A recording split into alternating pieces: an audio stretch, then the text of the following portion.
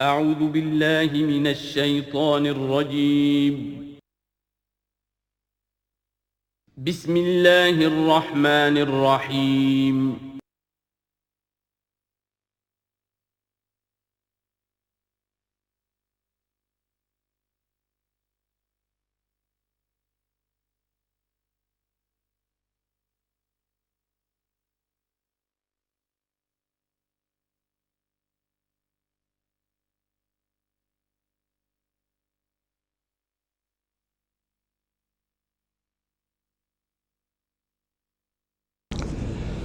اعوذ باللہ من الشیطان الرجیم بسم اللہ الرحمن الرحیم وَإِذَا ضَرَبْتُمْ فِي الْأَرْضِ فَلَيْسَ عَلَيْكُمْ جُنَاحٌ أَن تَقْصُرُوا مِنَ الصَّلَاةِ صدق اللہ العظیم۔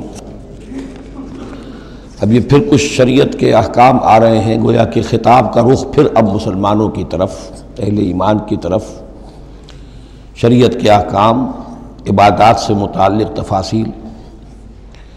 اور اے مسلمانوں، جب تم زمین میں سفر کرو تو کوئی حرج نہیں ہے تم پر، کوئی گناہ نہیں ہے کہ تم کچھ کم کر لیا کرو نماز میں۔ ان خفتم ان یفتنکم الذین کفروا، اگر تمہیں اندیشہ ہو کہ تم کو نقصان پہنچائیں گے کافر۔ ان الکافرین کانوا لکم عدوا مبینا، یقیناً یہ کافر تمہارے کھلے دشمن ہیں۔ یہ ہے قصر صلاۃ، لیکن صلاۃ الخوف کی حالت میں، جنگ کی حالت میں قصر کا حکم۔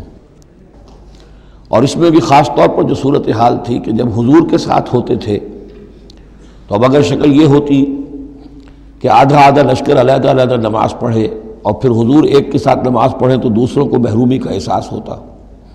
لہذا آپ دیکھیے کہ ایک بہت عمدہ تدبیر بتائی گئی۔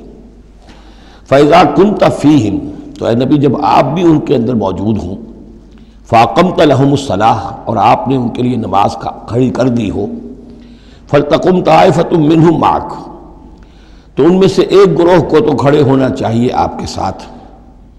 وَلْيَأْخُذُوا أَسْلِحَتَهُمْ، اور جو دوسرے ہیں وہ اپنا اسلحہ لے کر وہ چاق و چوبند رہیں۔ فَإِذَا سَجَدُوا فَلْيَكُونُوا مِن وَرَائِكُمْ، تاکہ جب تم سجدہ کرو، جو حضور کے ساتھ نماز پڑھ رہے سجدے میں جائیں تو وہ دوسرا گروہ جو ہے جو نماز میں شریک نہیں ہے وہ ان کی حفاظت کرے، کھڑے رہیں ان کے پیچھے۔ وَلْتَأْتِ طَائِفَةٌ أُخْرَىٰ، اب اس کے بعد ہوتا کیا تھا کہ حضور نے ایک رکعت نماز پڑھا دی اور آپ بیٹھے رہے، دوسری رکعت کے لیے اٹھے نہیں۔ دوسری رکعت مسلمانوں نے خود ادا کر لی۔ اب جب انہوں نے سلام پھیر دیا چلے گئے تو جو پہلے جو تھے جو اس وقت تک شریک نہیں ہوئے تھے وہ حضور کے پیچھے آ گئے۔ اب حضور نے ایک رکعت اور پڑھی تو ان کی ایک رکعت حضور کے پیچھے ہو گئی، اس کے بعد حضور نے ایک رکعت کے بعد سلام پھیر دیا، انہوں نے پھر ایک رکعت اور ادا کر لی، اس طریقے سے کہ کوئی بھی حضور کی امامت کے شرف سے اور فضل سے محروم نہ رہے۔ فَإِذَا سَجَدُوا فَلْيَكُونُوا مِن وَرَائِكُمْ وَلْتَأْتِ طَائِفَةٌ أُخْرَىٰ لَمْ يُصَلُّوا فَلْيُصَلُّوا مَعَكَ، اب وہ دوسرا گروہ کو آنا چاہیے کہ جنہوں نے ابھی نماز نہیں پڑھی تھی کہ وہ آپ کے ساتھ نماز پڑھیں۔ وَلْيَأْخُذُوا حِذْرَهُمْ وَأَسْلِحَتَهُمْ، اور ان کو چاہیے کہ وہ اپنی ڈھالیں بھی، اپنا بچاؤ بھی اور اسلحہ بھی ساتھ رکھے۔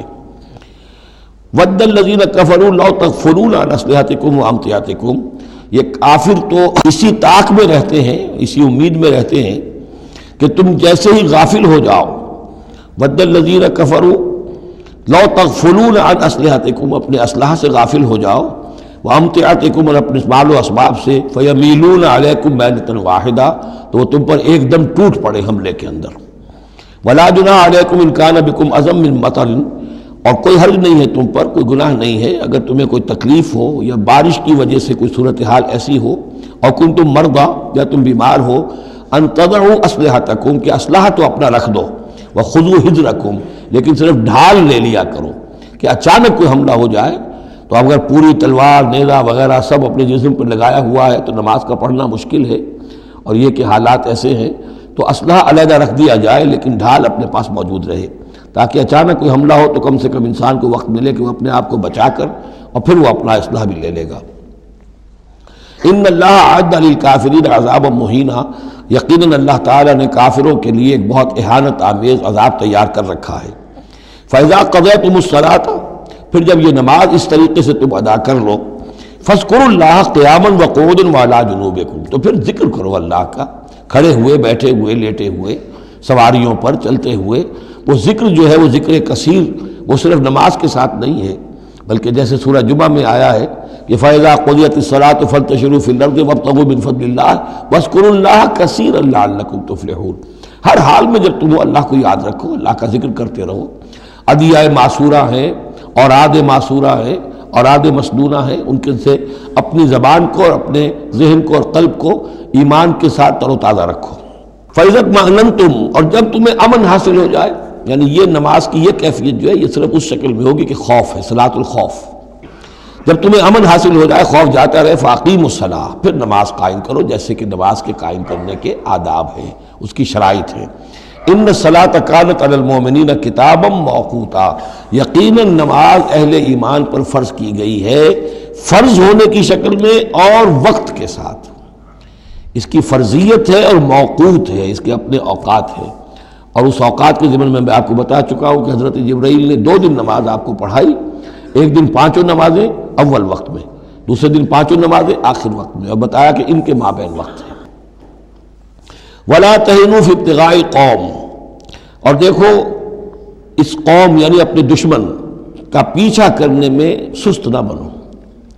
اب تو یوں سمجھیے کہ جو حق و باطل کی جنگ ہے وہ آخری مرحلے کو پہنچ رہی ہے، اب آخری مرحلے پہ آ کے تھک نہ جانا۔ وَلَا تَهِنُوا فِي ابْتِغَاءِ الْقَوْمِ، ان کا پیچھا کرنے میں سست مت پڑو، ہمت نہ ہارو۔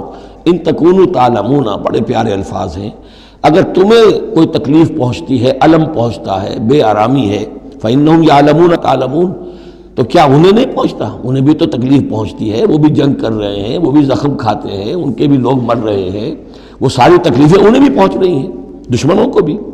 وَتَرْجُونَ مِنَ اللَّهِ مَا لَا يَرْجُونَ، اور تم اللہ سے امیدیں رکھتے ہو جو وہ نہیں رکھتے۔ تمہیں تو جنت کی امید ہے، تمہیں اللہ سے مغفرت کی امید ہے، انہیں تو یہ بھی نہیں ہے، تو اس اعتبار سے تمہیں تو ان سے کہیں آگے بڑھ جانا چاہیے۔ جو آخری آیت تھی سورہ آل عمران کی کہ یا ایھا الذین آمنوا اصبروا وصابروا ورابطوا، ان سے تو بڑھ جانا چاہیے صبر کے اندر کہ تمہارا سہارا تو اللہ ہے، وما صبرک الا باللہ۔ ان کے تو یہ من گھڑت قسم کے دیویاں دیوتا، ان کے دل کے اندر ان کی حقیقت میں کوئی قدر و قیمت بھی نہیں ہے، پھر بھی وہ اپنے باطل معبودوں کے لیے اس طریقے سے جان جوکھوں میں ڈال رہے ہیں، تو مسلمانوں تمہیں تو اس سے 10 گنا کرنا چاہیے۔ وَلَا تَهِنُوا فِي ابْتِغَاءِ الْقَوْمِ إِن تَكُونُوا تَعْلَمُونَ فَإِنَّهُمْ يَعْلَمُونَ كَمَا تَعْلَمُونَ وَتَرْجُونَ مِنَ اللَّهِ مَا لَا يَرْجُونَ وَكَانَ اللَّهُ عَلِيمًا حَكِيمًا، اور یقینا اللہ تعالی علیم ہے اور حکیم ہے۔